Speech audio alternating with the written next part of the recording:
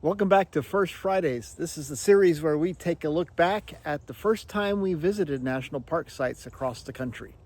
This might be a little corny, but with the Winter Olympics underway, we thought it was the perfect time to revisit our first and so far only visit to Olympic National Park.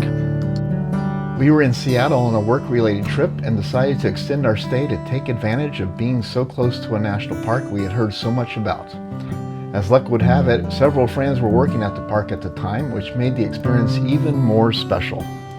After driving from Seattle, we arrived in Port Angeles, the headquarters of Olympic National Park, and late in the afternoon. With daylight fading but still too good to waste, we headed straight up to Hurricane Ridge, the most easily accessible mountain area in the park.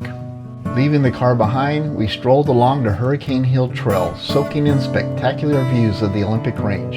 And we weren't alone. Along the way, we spotted deer and even a black bear in the distance. The next day, our friends treated us to a canoe trip down the Hoh River. We launched just outside the park and floated downstream toward the coast with bald eagles soaring overhead. By midday, we reached one of the park's coastal areas just in time for lunch on the beach, surrounded by rugged beauty of Olympic's wild shoreline.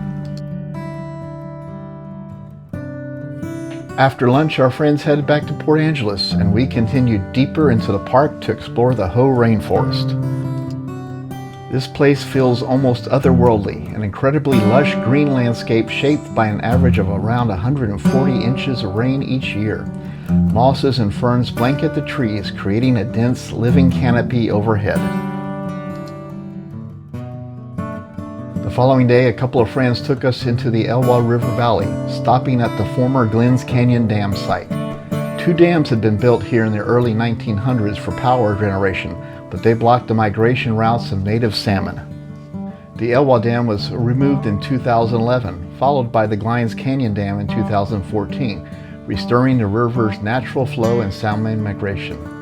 While the valley still shows scars from more than a century underwater, signs of recovery are everywhere.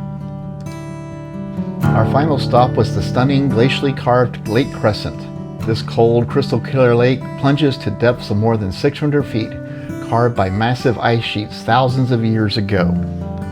We hiked a couple of miles along the Spruce Railroad Trail, enjoying cool forest shade and breathtaking views of the lake's pristine blue waters, a perfect finale to our visit. Established in 1938, Olympic National Park protects nearly 1 million acres of coastline, rainforest, temperate forests, and alpine landscapes. With no road crossing the park, getting around takes time, and in just 2.5 days we only scratched the surface. There's still so much left to explore, and someday we hope to return. For more information about our adventures, you can use the links we put in the description below.